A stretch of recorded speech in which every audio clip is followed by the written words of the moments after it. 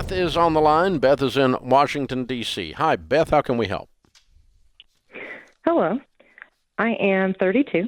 I started Baby Step 2 4 years ago with $126,000 in student loans.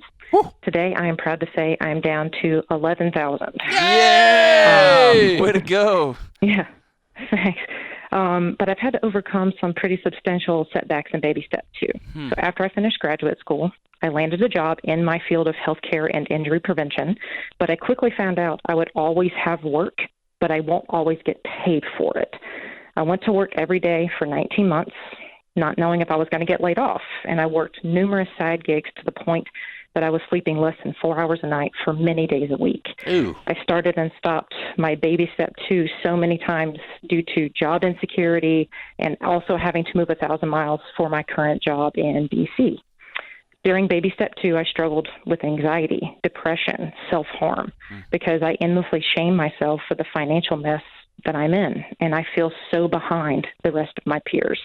I turn to Dave's podcast for encouragement, which do help, but I have found that my mental health issues can sometimes get worse because so many people on the show are paying off their debt in much less time, which makes me feel like even more of a failure.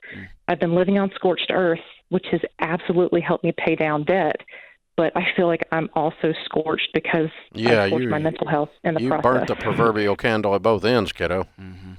I mean, you went beyond So gazelle intense. You didn't even feed the gazelle while he was running. I wholeheartedly agree. And I'm one of those people, I'm an all or nothing. I can tell. And I'm in therapy, and which has been a lifesaver, and I'm a huge advocate of therapy. But I'm just really curious if others that have had an obstacle-ridden Baby Step 2 like myself, if they feel the same way. And I kind of feel like a lot of times I'm alone. No, you're not. I was just Matter wanting of to fact, get your you're help more. with it. What happens is this gazelle intense thing is so weird. It's hard to get some people to turn it on, and it's hard to get some people to turn it off. Mm-hmm. You know, and so there's very few people that are like the perfectly middle gazelles.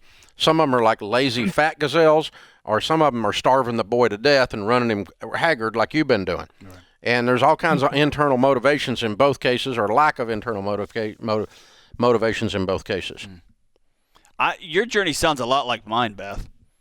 I went crazy, then stopped, and then gave up, and then started sprinting again. And then I realized I left my wife behind, and so I thought the wise thing would be to drag her along. And then we both stopped, then we started walking, and then there became, like Dave said, is finding that balance. All depression, anxiety, all those are, you know this, is they're just alarms telling you that you're not whole and that you are finding yourself alone out on an island. And you know those things, right? Mm-hmm. So, Absolutely. yeah, I don't want you to feel alone for a second in this journey because we hear this stuff all the time. So, John, let me ask you something, because I'm going to talk about Beth right in front of her here, Yeah. okay? Sure. Does it help, because obviously she's got great intellect, just listening to her, how articulate she is, and apparently she wrote all that out, because I think she was reading it. Does it help to digest it that way? Because does it help her get on top of it? To look down on that piece of paper and see, because you just self-analyzed the whole thing, Beth, while we were listening to you. You didn't even need us. You'd already bounced it off the ground and you knew exactly what to do from your intellect. Right, but you can intellect and data can be just as addictive, just as distancing as any number of other distancing behaviors, right? Like drinking or running or too much exercise or too much food. You can over-intellectualize things and get way away from it, right? It can be a separation mechanism. Okay. Beth, why did you work for 19 months not knowing whether you're going to get paid or not? You are too wise and too smart and too gifted to put yourself in that situation. What was it about that season that you put yourself through that? I appreciate that question. And I was working for a hospital system in Boston, and unfortunately, they just are not one of the richest hospitals. And I had some great mentors. Sorry, yes. You worked in the hospital. I understand hospitals have seasons. Every place has seasons where they struggle. Why did you choose to stay in that ecosystem?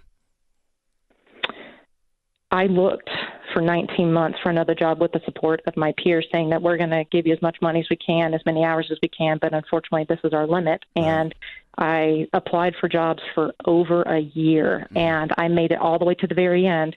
And I learned the hard way in 2017 and 18. So many people are hiring from within, and I got all the way to the last thing, and basically they said, "Sorry, we took someone else." And I think for me, I kind of hit this rut of I kept trying and trying and trying to leave, but I had a paycheck from week to week for a period of time, and it was stressful, and that's why I picked up side gigs. So in the event I went to work one day and lost my job, at least so I you would didn't have go some 19 sort of months income. without pay. You went 19 months with insecurity about whether the check was going to clear that week. Right. Correct. Oh, Yes, sir. okay. That's better. So, Beth, I want to back up to the front of this call. You ever have a friend that you haven't seen them in a long time, and you see them, and you realize they've lost 50 or 60 pounds, and it's so incredible to see them, and they're excited and you're excited, but you get that burst of hooray, and they've been living it so long. You know, they see the incremental changes in the mirror as they go.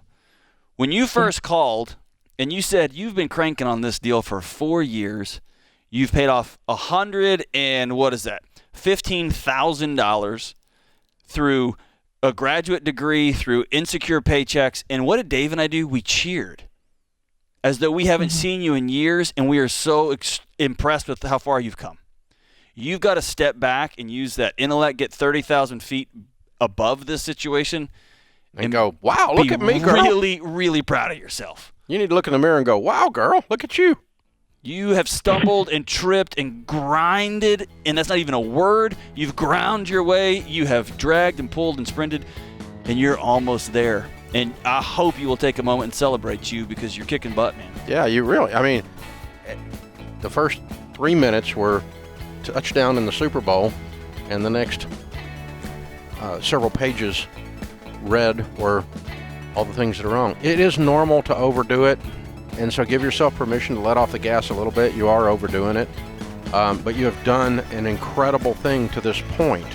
You didn't do it wrong. You just were a little extreme.